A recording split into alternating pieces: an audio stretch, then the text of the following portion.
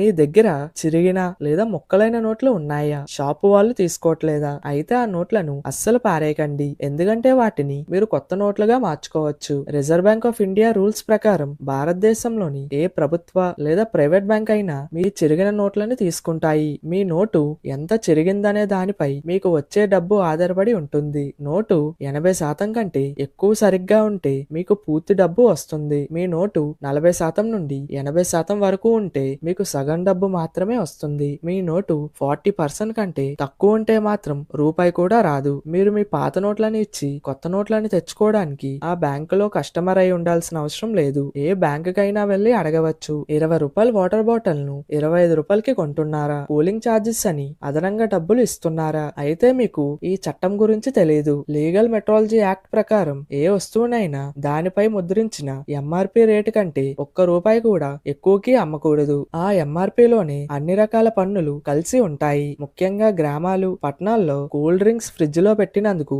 ₹2 నుండి ₹5 వరకు అదనంగా అడుగుతుంటారు. ఒక వస్తువుని చల్లబరచడం అనేది సర్వీస్ లో భాగమే తప్ప దానికి విడిగా డబ్బులు వసూలు చేసే అధికారం ఎవ్వరికీ లేదు. ఎవరైనా ఎంఆర్పి కంటే ఎక్కువ అడిగితే వెంటనే మీరు నేషనల్ కన్స్యూమర్ హెల్ప్ లైన్ 1915కి కాల్ చేయొచ్చు లేదా ఆన్లైన్ లో కంప్లైంట్ చేయవచ్చు.